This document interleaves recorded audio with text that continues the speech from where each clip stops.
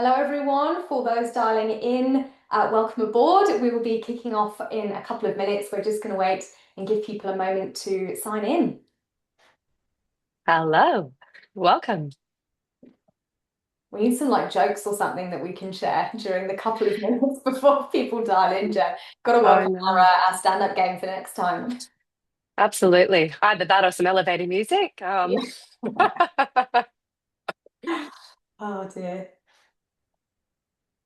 For anyone that's just dialing in, hello, welcome aboard. We'll be kicking off shortly. We're just waiting for everyone to dial in. Sadly, we've not got any elevator music for you, but we'll take that on advice maybe for next time.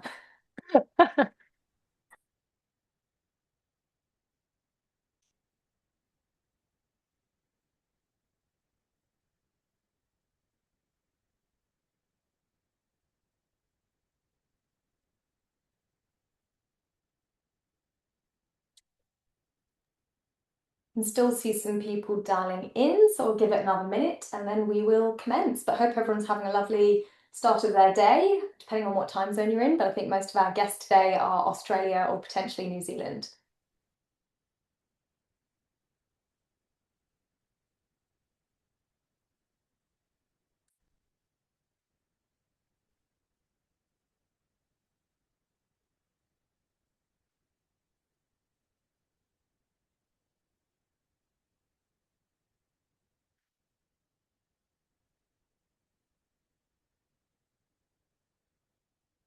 Oh, yeah, numbers are coming in.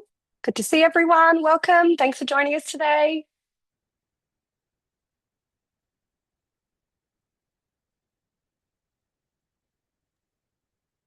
All right, it is 11:02, so I think we will kick off.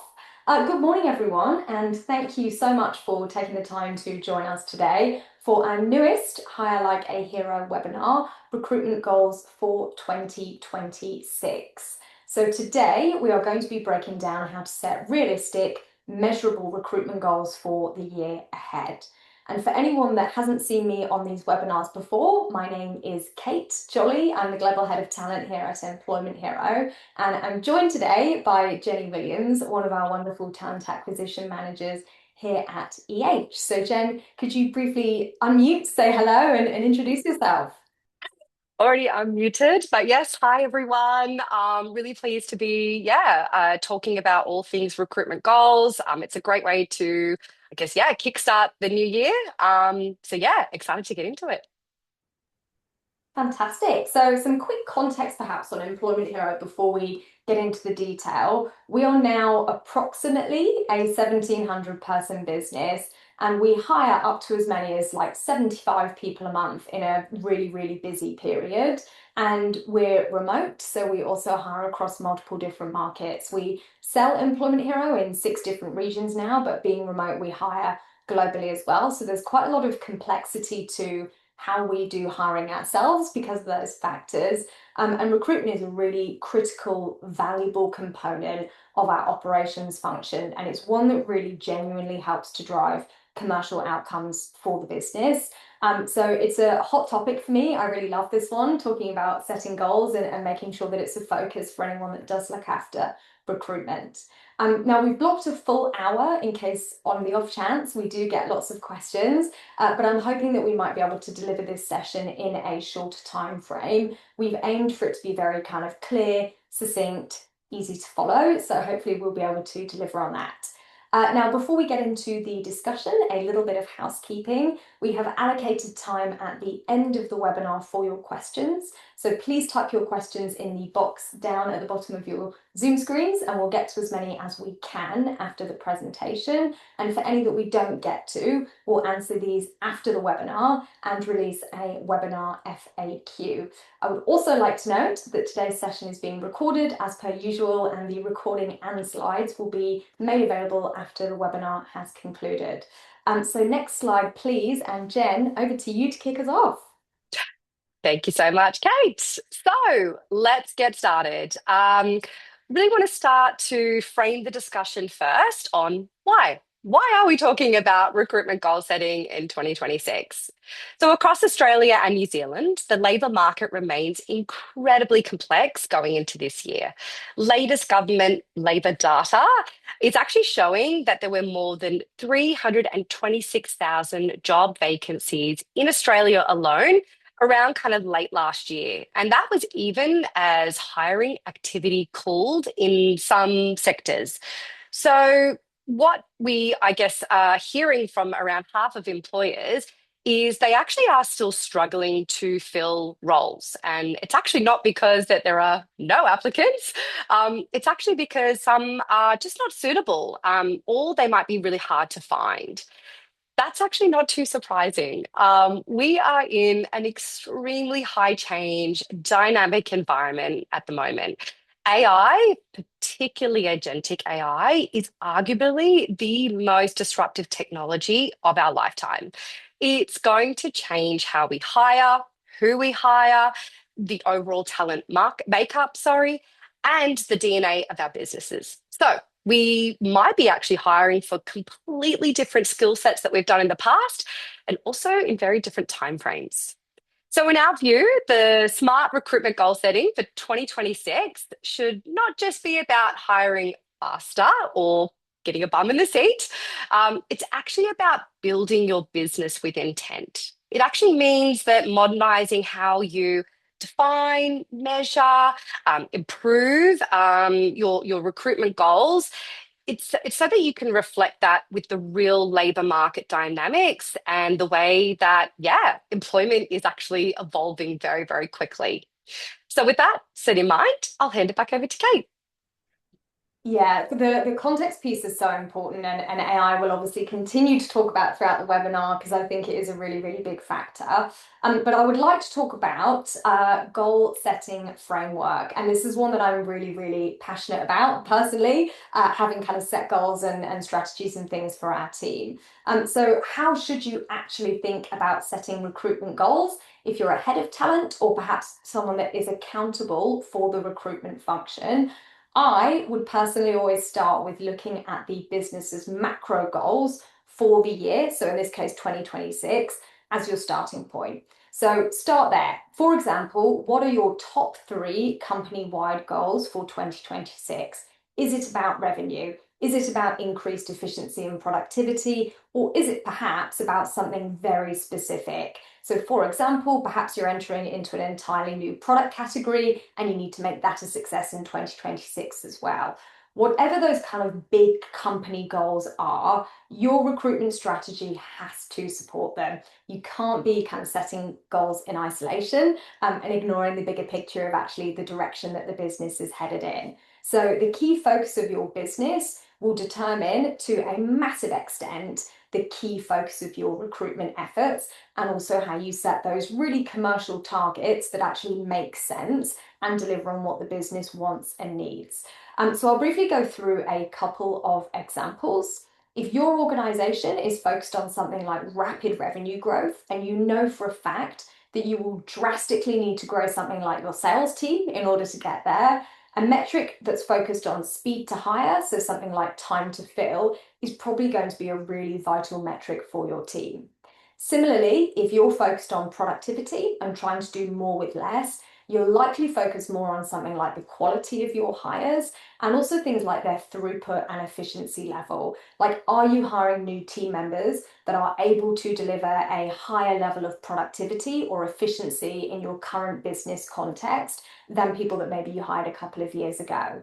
And interestingly, if you are going on that kind of, new product category or making kind of a major shift in strategy, you might actually have some more work to do in mapping what the makeup of your workforce needs to look like in order to deliver on this. So, like, what are the skills and capabilities that you need in the organization to help support whatever that big strategic shift is? Is it that you want more people that can use AI to a really high level? Is it that you're launching a new product category and you need people with really specific expertise in that space? Whatever the case may be, map those competencies, map who you've got in the business at the moment, and then think, okay, to get from here to here, what are the things that we actually need to bring into the organization when we're hiring to make sure that we're actually supporting the business with that? Now, one that I'll also call out is candidate experience, which to me is applicable to all organizations, regardless of their specific goals. And I'll just briefly articulate why. So, quite obviously, you never really know who the candidate is, who they know, or how their opinion might impact your employer brand. It could be a negative review somewhere that deters future applicants, which isn't ideal, but it could also be really much more damaging that, like depending on who they are or sort of the course of action that they choose to take. They could be a prospective customer that, for example, is entirely turned off of your brand and using you as a result of a really crappy candidate experience. So, in addition to it just being the right thing to do and kind of treat applicants how you want to be treated when you're going through the process yourself, it's also kind of a commercially beneficial thing to do. Give that really good candidate experience, have some sort of targets or SLAs around that, and it's why it's such a common target for most recruitment teams. Now, if you do want to have some focus on candidate experience, you could do something like a really formal survey that gets sent out to all candidates, but you could also just put in place some SLAs and non-negotiables around things like getting back to 100% of applications, even if the answer is a polite no, or responding to all new applicants within a certain time frame, or it could be mandating a touch point with them within 24 hours after they've completed an interview, etc. There's kind of lots of different ways that you could approach it. So that's candidate experience, but otherwise that's kind of how I'd pick the metrics that matter. Focus on what's actually important to the organization in order for it to deliver on its goals. Ensure that your recruitment targets ladder up to your business goals for the year, and ask yourself, if this is what the business is trying to achieve, what is the number one thing that the recruitment team could be doing that's really going to assist in actually achieving that? Now, we're going to talk through some examples of goals that are worth considering and some kind of common goals for anyone that maybe is completely new to this and is wondering what even are the metrics that might be available. And I'm going to hand over to Jen to talk through those. Awesome. Thanks, Kate. So I guess just for those of you that are joining us today and might be newer to how to set recruitment goals and targets, we're going to break that down for you.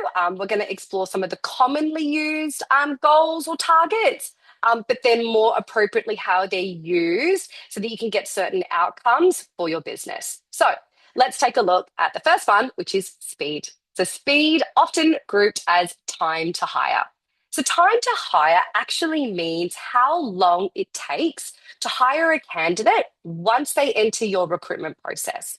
So typically that's calculated from the date that the candidate applies or maybe they're first contacted, and that's all the way through to when the offer is accepted. Now, this metric really helps you understand how efficiently your candidates are moving through your pipeline. And this is one that sometimes actually gets confused with the second metric, which is time to fill. So let's go through that one. The difference between time to hire and time to fill is that time to fill is actually looking at the total time that your role stays open. So it's usually calculated from the date that a job is approved, or perhaps when it's kind of live and advertised, so it starts receiving applications. And again, tracked all the way through until when your offer is accepted. Now, the time to fill reflects both recruitment speed, but also takes into consideration your internal decision making as well. And now, lastly, time to first interview. So, you could actually take a look at time to first interview.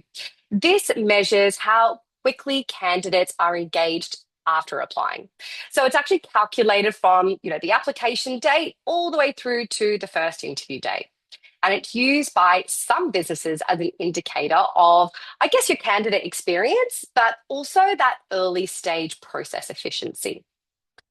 Right. That was kind of, looking at the speed. We'll move over to quality.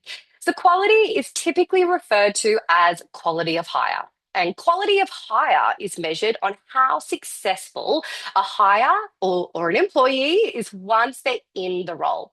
So, it's usually assessed using a combination of indicators that could include hiring manager satisfaction, could be the outcome of the probation period. It also could be just overall performance feedback and ongoing retention. So there is largely, I guess, or not largely, a singular number that we're kind of measuring here. It's often based on the kind of ongoing trends and outcomes that progress over time. And then looking at the match for competencies. So when we look at this, it's actually measuring how well a candidate's skills and capabilities actually align with the role requirements. So I guess a way you could kind of typically assess that is through a really structured interview process. You might embed something like a interview evaluation scorecard where you'll kind of really outline what are the specific requirements. And then you're aligning that to competency based questioning, where you're really soliciting those examples to get an understanding of the competency level. So, I guess just maybe embedding that into your process, it's really going to drive consistency and it's also going to lead you to objective hiring decisions. And then lastly, really important to take a look at efficiency. So, some metrics that you might use to track efficiency across your recruitment team might be roles per recruiter. So, commonly, it is actually the number of active roles that each recruiter is managing at the one time.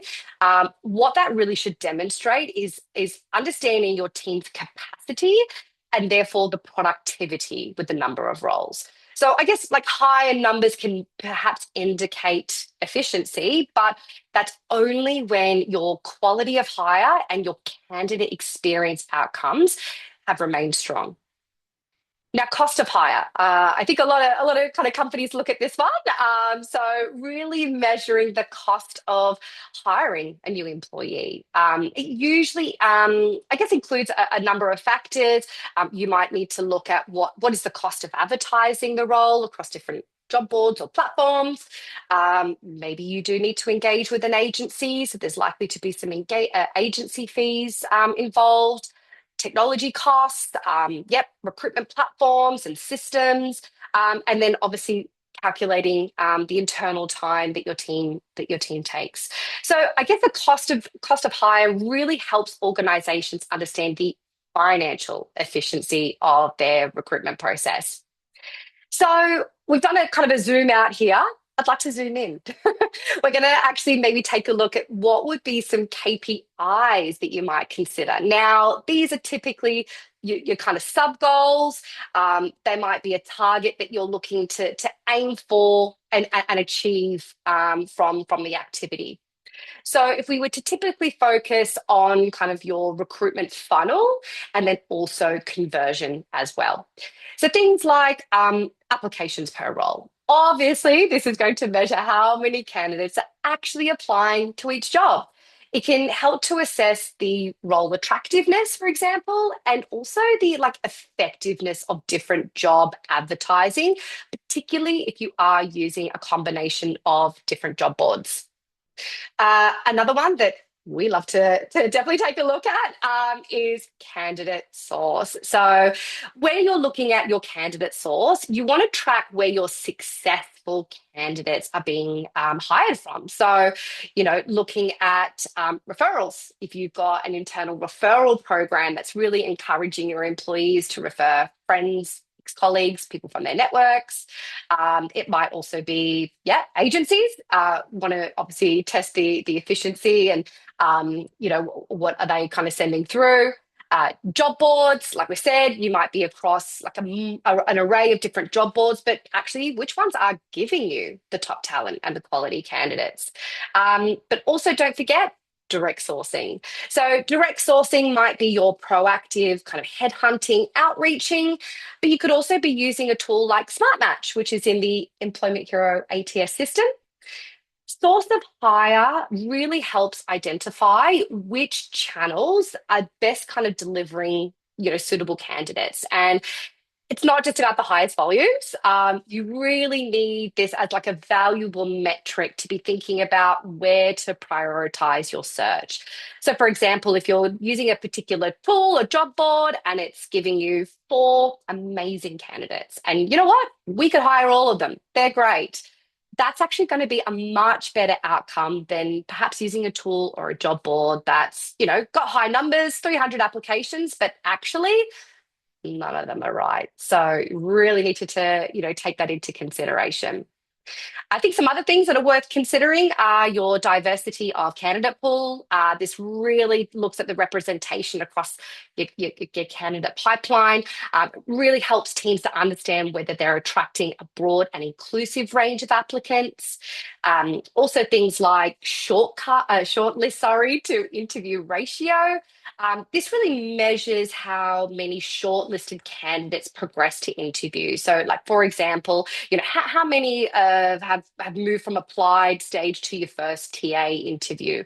What's the ratio there? And then even, once the TA interviews have happened, how many are you passing through to hiring manager interview, as an example? I guess that is going to really highlight how selective your screening process is and actually whether the role requirements have been realistic. And a last one, also can be commonly used, is an offer acceptance rate. So I guess this naturally is going to measure the percentage of offers that are accepted. How you would calculate that is dividing the acceptances, I guess, by the total number of offers that you've made. It's like a really good indicator of candidate experience, the role alignment, but then also market competitiveness. Um, I think if you're an employment hero customer on this call today, I'm really actually pleased to tell you that some of these metrics you have available in our applicant tracking system. Things like tracking your time to fill and time to hire. And then actually broadly across Employment Hero platform, you can use data around things like attrition, particularly in probation periods, and performance ratings, because that's going to help you measure that quality of hire. There's actually already reporting on things like diversity of pipeline. And as of next quarter, we're actually going to be seeing new metrics come in, which include time to first interview, roles per recruiter, and offer acceptance rates as well. So yeah, really great reporting tools already at your fingertips. And there's actually more to come. All right, back to you, Kate.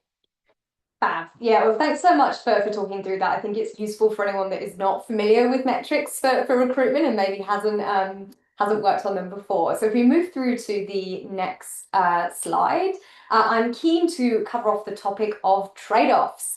Almost every goal has a cost or a trade-off of some description, although there are things that you can do to certainly help mitigate that. So I do really want to talk through it, and we'll go through some examples. So if you optimize too heavily for speed and you don't supplement that with any metrics around things like quality, you often end up with reduced assessment depth and a lower quality of hire because you're so focused on speed at all costs, like just get someone into the role, that you often have fewer stages in the hiring process, you're less thorough, and maybe you aren't evaluating people with a high enough bar. Similarly, if you focus purely on something like cost per hire, you can really impact maybe your candidate reach or again, also that quality piece, which can make things really challenging, particularly if you've got like a very hard to fill niche role. And finally, if you focus really heavily on that kind of high quality, very high benchmark, then obviously you're likely to end up with an increased time to hire because it's going to take you longer potentially to find someone that meets all of those needs. So the reality is it's typically impossible to eliminate all trade-offs. There is always a bit of a balancing act, and I think this probably applies to every function, not just recruitment. But you can certainly be quite strategic about creating a bit of balance. So for example, if you have a target around speed, but you also have a target around quality, it really sets the expectation that both are important to the business and it should be balanced. It shouldn't be speed at all costs and it shouldn't just be quality and let's keep the role open for 12 months because that's going to have some pretty poor business outcomes. But what you would need to do in that scenario is make it quite explicit which priority wins if there is a scenario where there's clearly an unavoidable trade-off. So for example, if you've got a really challenging role brief and you really want to hold that exceptionally high quality bar for candidates, it's highly likely to result in a slower time to hire. That might be a totally acceptable trade-off to you. You might say that quality is the number one, but we also want some sort of metric around speed. And that might be kind of a good way of helping to mitigate it. Not perfect, but does really help to set the appropriate motivational structure for anyone involved on the hiring panel. So a practical framework that you can trial for every goal that you are setting, I would ask, firstly, what are we optimizing for? Secondly, what are we willing to trade off? And thirdly, how will we know when we've gone too far? And I would look at it in the lens of these 3 points on screen here: speed, quality, cost. They're kind of the 3 points where often you end up in trouble if you're targeting all 3 and trying to optimize all 3. Having a little bit of a prioritization layer can really help. So moving on to the next slide, having talked through how to pick your recruitment goals and some of the metrics to consider, we're going to cover off how to actually track these. And best practice, in my view, is usually to combine both quantitative and qualitative data. Now, I would always rely primarily on quantitative, but backing it up with qualitative feedback from your hiring managers and from your candidates to validate that nothing's been missed is actually really, really useful. So for anyone that's unfamiliar with those terms, quantitative data would be things like time to hire or source of hire, very metrics driven. Qualitative feedback would be things like candidate satisfaction or hiring manager feedback. Now the latter, that kind of feedback piece that's less quantifiable, is a really good way to validate that nothing is being missed in your actual recruitment data and your performance against those metrics that you set. So for example, if the data says that the team are hitting their targets around time to hire, but the hiring managers are telling you that they're offering candidates without consultation, they're stepping on people's toes, the quality is completely misaligned, whatever it might be, that's obviously a cause for concern and something you want to address. Whereas if you looked purely at the speed metric and you didn't get any of that kind of verbatim feedback as well, you might just charge ahead and keep going with speed at all costs. So recommend just sense checking by getting a bit of both. Secondly, I really recommend that you make sure that you don't measure performance in a vacuum. You can't measure improvement unless you've got a starting point. So establish a baseline for your key metrics first, ideally, before you then start setting targets. And that's really part of the SMART goal setting approach that we'd want to use. So that stands for specific, measurable, achievable, relevant, and time bound. So for example, if you're thinking, I've never done this before, but maybe I want to start targeting time to fill for the first time ever for our recruitment team, I would start by gathering some data on your average time to fill for January 1st and figure out what it was for that month, and then start setting targets for the rest of the year on how to kind of gradually continue to improve that. You want to see both the raw number at the end of the month, like did we meet that target or not, but you also want to monitor the trend over time, so that even if maybe you didn't increase or improve your speed to hire as much as you hoped for in March, if you can see that it's still sort of trending in the correct direction, you know that you're sort of broadly on the right track and helps you to iterate as you need to. Now, the best way to do this is obviously to use something like an ATS so that you're capturing that really accurate real-time data, and an applicant tracking system like or whatever you're using should really help you to monitor things like time to fill, stage transitions, top candidate sources, and so forth.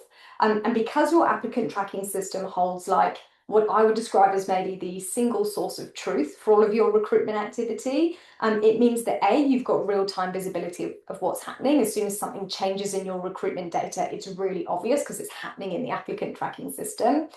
Secondly, it really means that you've got consistent definitions of what things like time to hire means. It's always going to be calculated the same way in something like an applicant tracking system. So there's no kind of manual calculations where things can go wrong. So just fewer manual errors off the back of that as well. Now, finally, I always recommend reporting back to your senior stakeholders to show them how you're performing and how your numbers are tracking. And again, that is made really easy via something like an applicant tracking system, because there's a report that you can screenshot or download to illustrate really, really quickly and easily where a particular metric is at.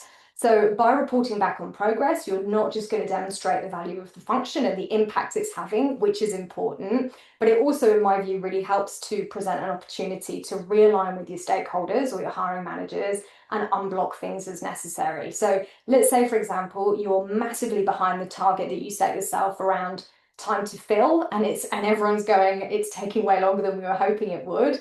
But maybe the reason for that is something like the budget is significantly short, or the candidates are in the wrong location and we're being too specific, whatever it might be. It gives you an opportunity to connect with the hiring manager and potentially unblock that. Like, we set this target around time to fill. We all agreed it was really important. Here was our actual data for last month. Here's where we're really stuck. Is this something that we can maybe work on together, and change a bit of the brief or the location or whatever it might be, so that we can unblock this and move it along a bit faster, because we've agreed as a business that that's the right priority.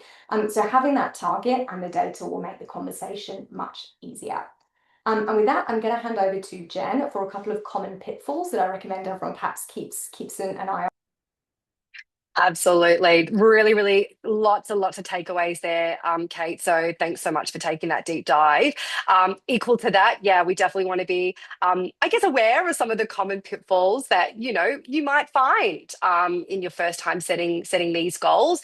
And just overall, like how are you going to track this? So firstly, if a goal is too vague, for example, we just want to hire faster, that's going to be pretty impossible to actually measure. So metrics really need to have clear definitions and calculations before you track them. So, defining your metrics up front, example, exactly how time to hire is measured, just so that everyone is across the same start and end points. That's actually going to really make you have a single trusted source of truth. So you can actually do that in an applicant tracking system.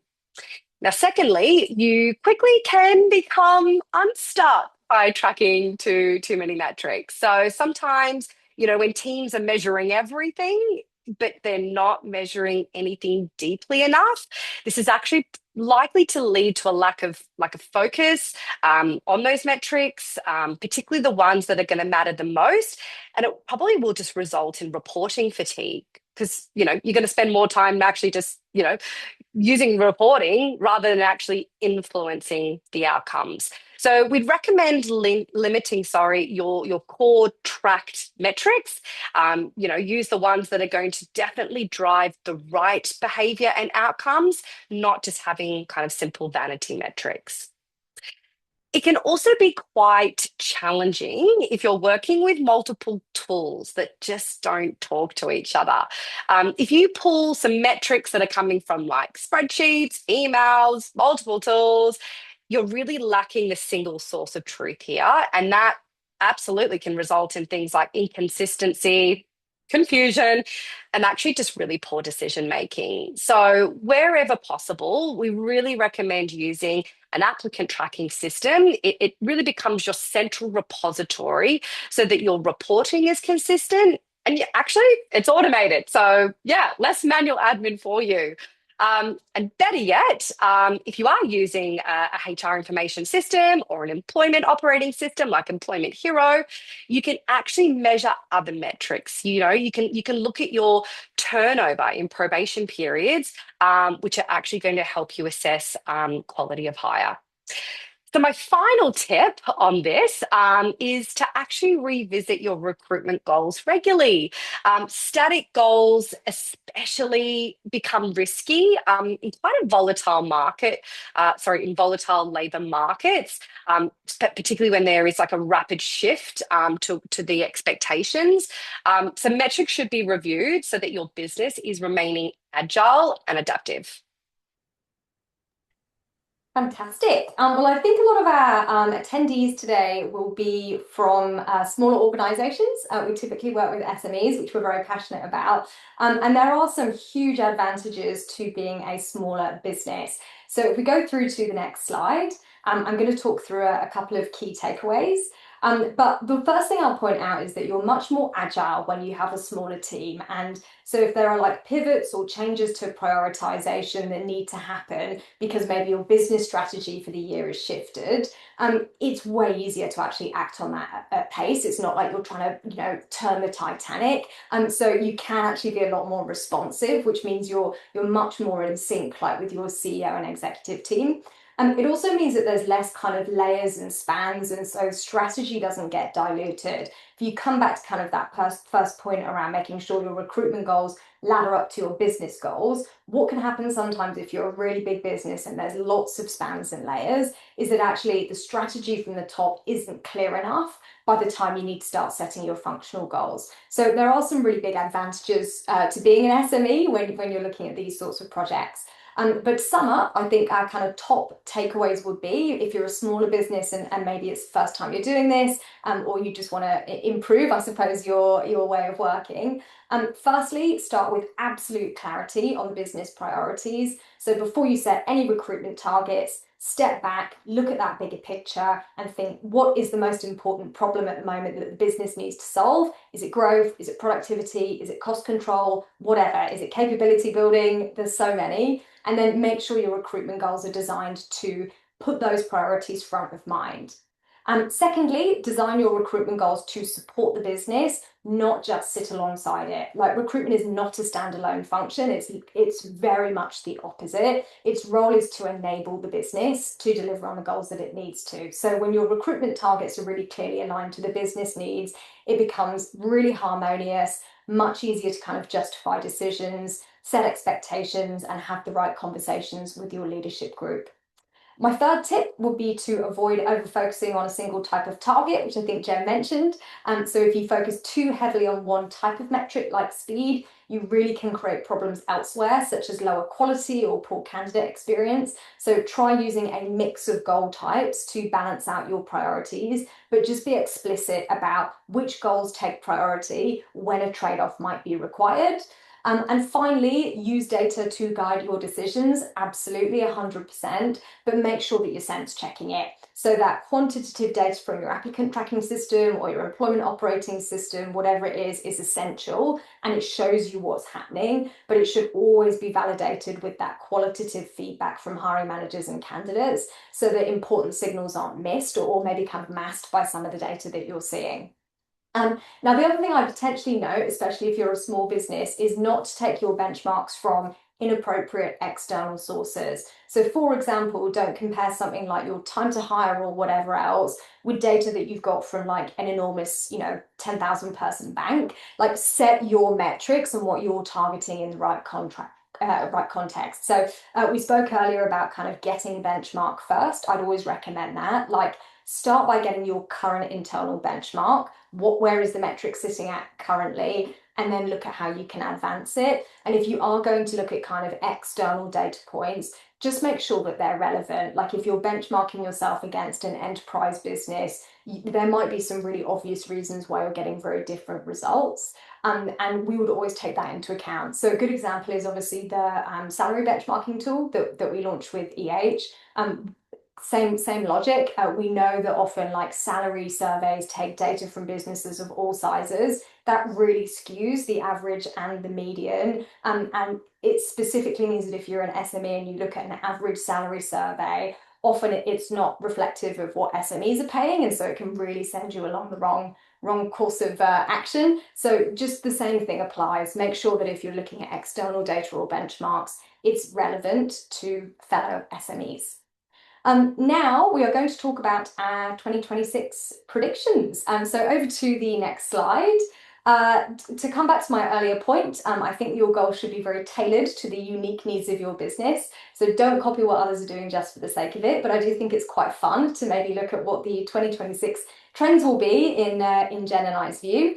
So our predictions are, firstly, that organisations will be hiring for AI skills and capability, and that this will start to become really heavily targeted. So for example, there might be a metric in there like 100% of new hires meet a benchmark for AI proficiency. Because we know for sure that organizations that are starting to make use of those tools and really leverage generative AI to their advantage will see massive productivity and performance gains. So I think people are going to start to get much more deliberate about how they set targets around AI skills and having AI capabilities in the business. In the same vein, I think organizations will probably set productivity or AI targets for their actual recruitment teams or the people that work on hiring.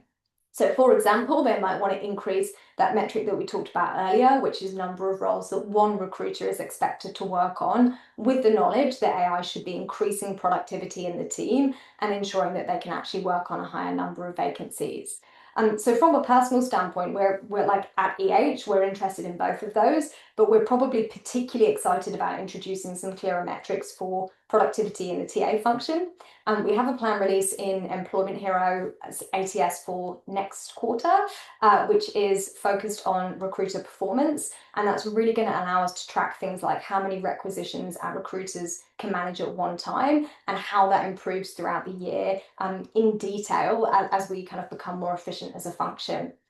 So I'll briefly perhaps speak to some of the ways that we're already using AI to improve this metric, but I know there will be even more to come this year. We're obviously using our smart match matching scores in EH. We've been using those for a while now.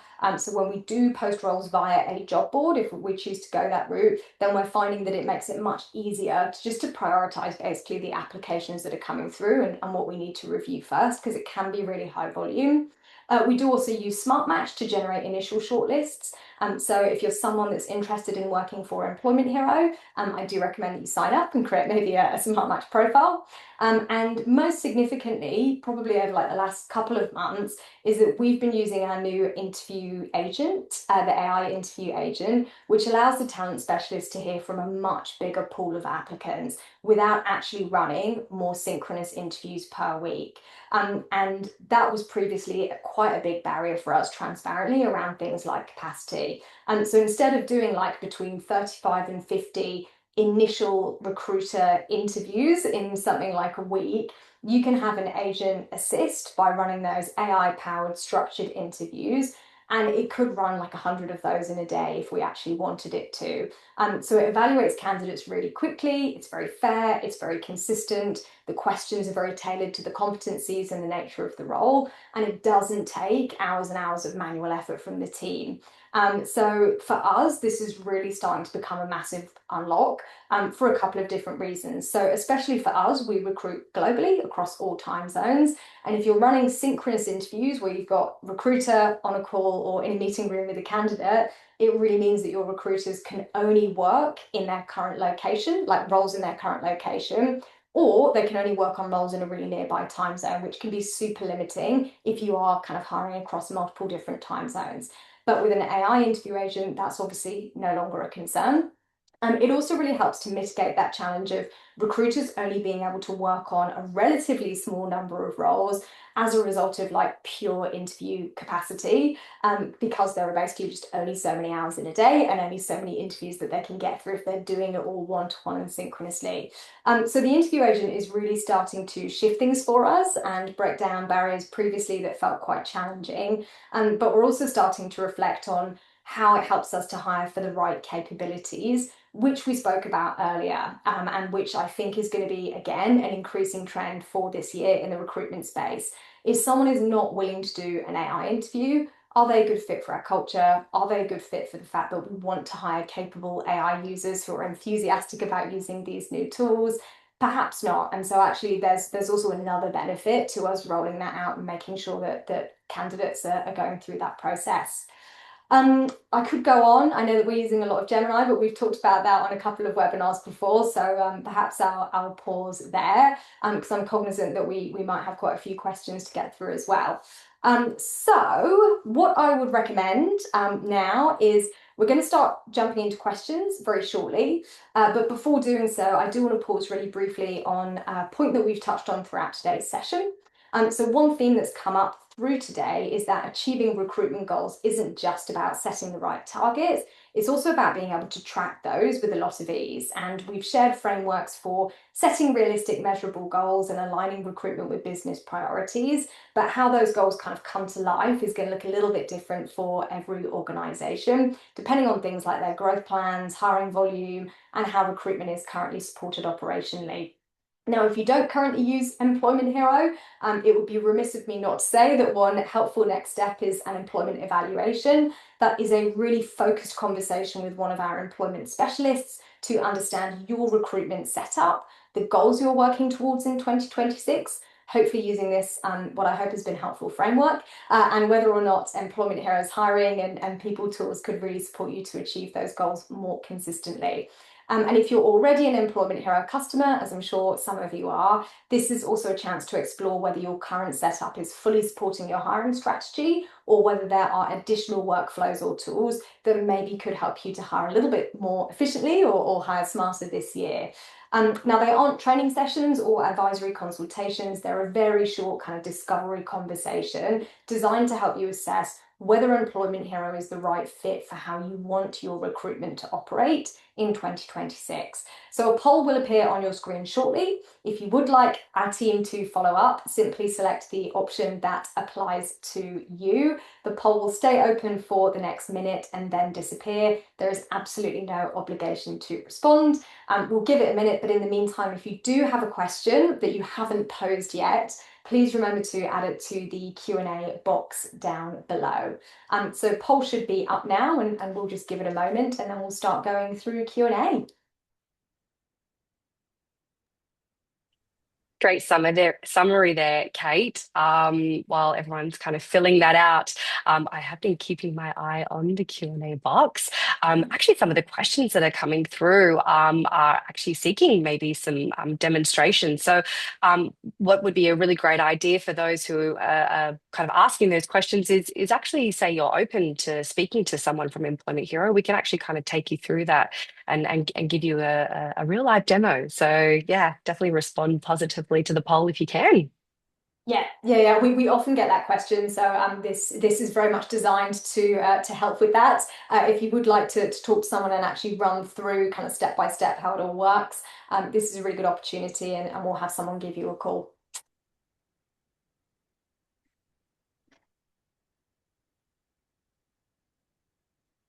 All right, shall we move on to questions? Let's do it. Okay. First one that's come through. I worry the AI interview might lose the human touch found in recruitment processes. What has candidate feedback been around this? I don't know if you want to jump straight in, Kate, but look, it's evolving very, very quickly. I feel like, a lot of candidates probably are finding themselves being asked to complete kind of questions and surveys or film themselves with interview kind of questions. So yeah, look, it's quite a big kind of shift and education. We are seeing a quite a good response rate to the AI reach outs in the first instance. It's absolutely a work in progress. So still early days, but overall, I think the sentiment has been quite positive. Yeah, really positive. I actually was reviewing the feedback responses only a couple of days ago, so I can speak to that briefly, although I don't have the exact stats. Really positive. We've been super cognizant of this and surveying people that use the AI interview to complete one and getting their feedback on what works, any feedback, what they'd like to see differently. And the feedback's been great. We've designed it very deliberately to be, not an unpleasant candidate experience. There are so many elements of the way that it works, from how we introduce it and set expectations to the fact that they can re-record their answers if they feel like, for example, they just maybe didn't nail something quite the way that they wanted to. So it's very much designed with like a candidate focus in mind. We are keeping a really close eye on it. We're doing a lot of surveys and a lot of research. And so far, the candidate feedback's been really positive. For me, it's really helped with the fact that sometimes when your recruitment team is too busy and you've got like too many roles on for one person, you have to be so disciplined about who you invite to that initial talent team screen because you just don't have enough hours in the day. And then the feedback often from lots of candidates is, but if you'd just given me a chance, if I just got to talk to you, I would have been able to articulate that my experience is more transferable maybe than it looked on paper. And so this is a really great opportunity. We're actually hearing from far more candidates, which is what they want, as opposed to just going, okay, these five look the most clearly aligned on paper. We'll meet with them. Everyone else is kind of on pause for now. Yeah, great insights there. Thanks so much, Kate. We actually have had quite a number of people, yeah, interested and curious to know. So hopefully we've answered a lot of questions, a lot of people's questions, sorry, on that specific topic. And an interesting question. Just to recap the difference between a time to hire and a time to fill. We'll obviously send out the recording after today and the slides, but look, just to really recap, time to fill is kind of your overall metric of measuring how long your role has been open. So when it was first launched and approved to when the offer was accepted. And then your time to hire is when the candidate, I guess, applies to the job, moves to obviously the first interview to when they accept the job. So look, transparently, you might have a role open for 60 days, but maybe the successful candidate was hired in 30 days. So there could be a little bit of a difference there. So hopefully that answers your question. For what it's worth, every business does it differently, but if it helps, we normally look at time to fill. Because coming back to that point about being really commercial, we want to make sure that as soon as the business says, this is a role that we really need, this vacancy is really urgent, from the day that happens, like how quickly are we able to get a contract signed? That's kind of how we would tend to think about it. So yeah, every business does it differently, but we personally look at time to fill, purely my personal opinion, but I do think it's a little bit more commercial than time to hire. Nice. Okay. I can see, yeah, lots of really great questions just in terms of like what resources, checklists, things that are available to some of those who've joined the call today that might not necessarily be the kind of the experts in this field yet. We've actually got lots of resources that we can share. So what we'll do is we'll link some of those into I guess the email that follows today's session. Look, we could be here all day talking about how we can help you, but there's definitely a lot of resources that Employment Hero can offer. So thanks for highlighting.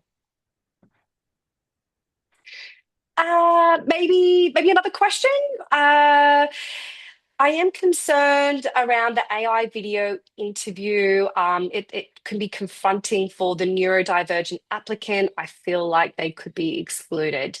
Yeah, look, this is definitely something we do need to take into consideration. Probably just a firm kind of review and analysis of people's applications. And look, if a candidate or an applicant is transparent about kind of having some of these issues with engaging. Look, obviously, we would take that as like I guess a considered approach. I'm not too sure we kind of have anything kind of specific to mention about that, Kate. But look, probably a measured approach on that one.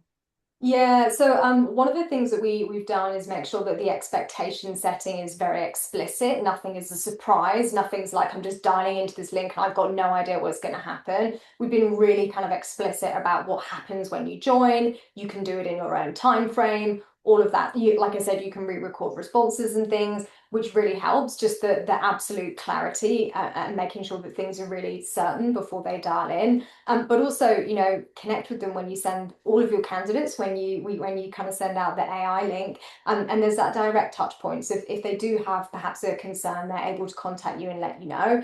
A way of maybe addressing that might be you might have in the email that goes out along with your recruitment agent interview. If there's anything that we need to be aware of, that means that we need to amend the recruitment process to be better suited for your needs, let us know, please write back and provide details, and then you can always amend from there. But to my knowledge, I don't think we've received one of those yet.